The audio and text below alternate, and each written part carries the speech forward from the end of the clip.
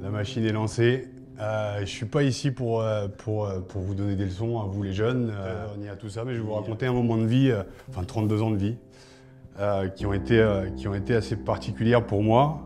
La vie cachée des grands héros, c'est ce que je vais faire ce soir. En fait, je vais vous raconter les bons moments aussi, mais les moments compliqués. On va partir de l'enfance. J'ai 3 ans, je soulève le canapé du salon, je fous le chat dans le feu. À 6 ans, 7 ans, mon père me dit il va peut-être falloir le cadrer un petit peu.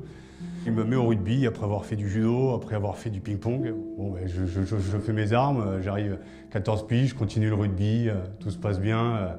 Je me fais dépuceler au fond de mon jardin à 15 ans en 5 minutes chrono. Enfin, 5 minutes après, dans le rugby, on va dire 10. Je suis à 3 mois de passer mon bac. Et puis là, je suis dans le fond de mon jardin et je suis la tête plongée dans mon bécherel en train de m'endormir. Et mon père vient me voir et me dit bah, écoute, il y a le Stade Français qui vient de t'appeler, qui vient nous appeler, ils aimeraient bien te voir pour faire des essais. Et pour moi, Paris, c'est quoi? C'est pas le Stade Français parce que je connais rien au rugby à part les tournois des 5 nations. Je me retrouve à faire un match Canterbury avec les espoirs et tout ça, avec ma catégorie, les Réchelles, les espoirs et quelques espoirs du stade. Et là, il y a cette épaule-là qui pète. Et là, c'est le début. Je me retrouve avec la coiffe des rotateurs pétée, le truc qui arrive jamais à personne, sauf à moi. La coiffe des rotateurs. Pas du tout lucide sur ce qui m'arrive, mais il faut du mental. Je suis un putain de champion, il faut avancer. Et ben, je vais avancer, ça va aller. Donc je reviens au mois d'avril, et là, on me met dans ma vraie catégorie, la catégorie Réchelle. Et en fait, le ballon se bloque sous mon bras, et là, il y a 2 mecs qui me tombent sur le rable, et là, j'ai l'épaule qui pète. Et là, ben, je repars sur une opération avec une vis, des écrous. La finale, le 14 juillet 2000, et moi, je suis en costard. Et première finale loupée, je suis en larmes. Je devrais être remplaçant avec les Blacks à Marseille, contre les Blacks à Marseille. Et là, je suis au bord de la péritonite, en fait. La péritonite, c'est l'appendicite qui est prêt à exploser. Ben, j'ai pas eu le temps de taper, j'ai pris 2 piliers. La nuit, je pisse du sang, je suis pas bien. Et le lendemain après-midi, je fais une échographie, et là, il y en a une qui a explosé en 3. Donc là, c'est là pas pareil. Mais il faut du mental, donc je me fais quand même opérer, ablation. Puis t'as tes potes autour, là, tu vois, le syndrome de la virilité dans le rugby. Où ben, y a les nanas, il y a la voiture de sport, il y a un petit peu tout ce qui fait rêver. Je joue en première, ça se passe bien, j'ai 22 ans. Voilà, ce serait un petit peu la cerise sur le gâteau dont vous rêvez peut-être ou vous fantasmez. Voilà, les voitures, ça ne sert pas à choper. Voilà, c'est juste pour essayer de désacraliser un petit peu le bordel. On a la fracture en biseau et en vriant du bras, et puis il y a le nerf radial en fait qui irradie tout le bras, qui est touché à 80%, et je ne rejouerai pas au rugby. Ben, j'accuse le coup parce que je viens de donner 7 ans, j'ai essayé une couille, un genou, un bras, 2 épaules, des chevilles un peu éclatées. Ben, c'est pas grave, je vais être comédien. Arrive un casting pour Mary Stuart avec Isabelle Adjani, et il cherchait un apprenti bourreau muet en 1600.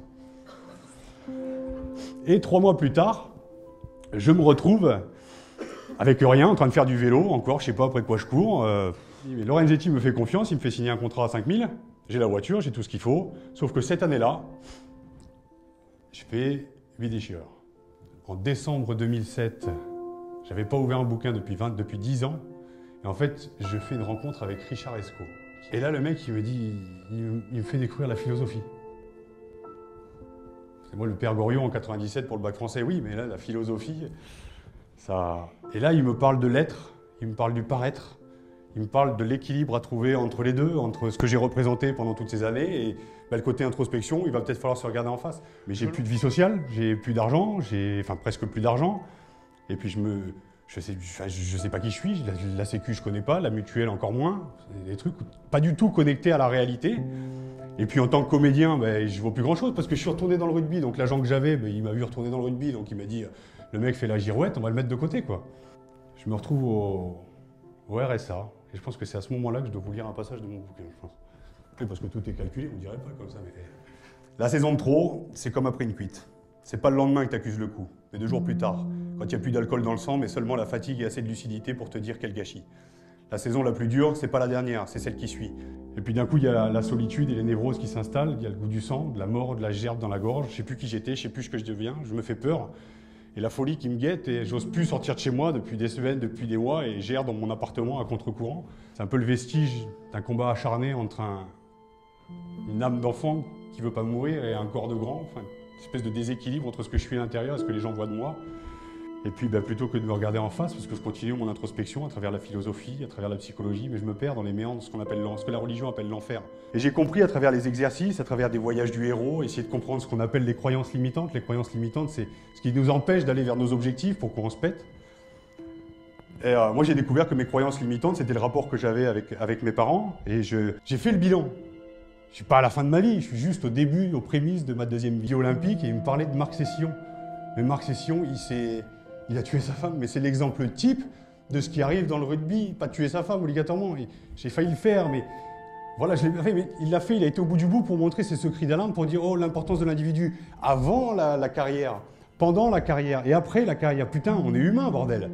Il y a un moment où il y a cette putain d'humanité qu'on est en train de perdre, à l'image de la société, où on court après le temps qui passe une fois de plus, mais on ne sait pas après quoi on court.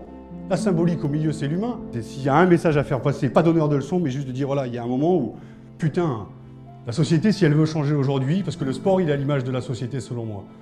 Avec la société, on va dans le non-sens, à force de cette espèce de consumérisme. Et je suis ici en tant que responsable de ma vie, parce que je vous ai fait fantasmer à travers les calendriers une espèce d'idéal masculin, parce que j'ai fait les calendriers, parce qu'il y avait l'époque Bangers, qu'il y avait le Stade français. Alors on dit toujours le Stade français, ça a popularisé. C'était énorme. On avait un groupe énorme, on a cassé le cul à la France entière. Très bien, mais ça a duré un temps. Sauf que derrière, l'effet pervers, vous le prenez en pleine tronche, et c'est votre génération aujourd'hui qui fantasme. Et aujourd'hui, je suis là juste pour vous dire de passer du fantasme au rêve et de la réalité. Et que si vous faites carrière, 10 ans de carrière, vous êtes en équipe de France, super. Objectif, but, d'accord. Mais en attendant d'aller d'un point A à un point B, ce qui est important, c'est pas le point B, c'est tout le chemin que vous allez parcourir pour arriver à ce point B. Et si vous jouez en Pro D2, en fédéral, et alors n'oubliez pas qu'il y a d'autres choses qui se passent à côté. Que les études, c'est important. Non pas pour faire des études, pour avoir des diplômes. C'est important, certes, mais surtout pour garder un pied dans la réalité et vous dire que la vie, est-ce que vous voyez à la télé, cette putain de truc de gladiateur, oui, ça existe, sauf que c'est 10% de ce qui se passe dans une équipe.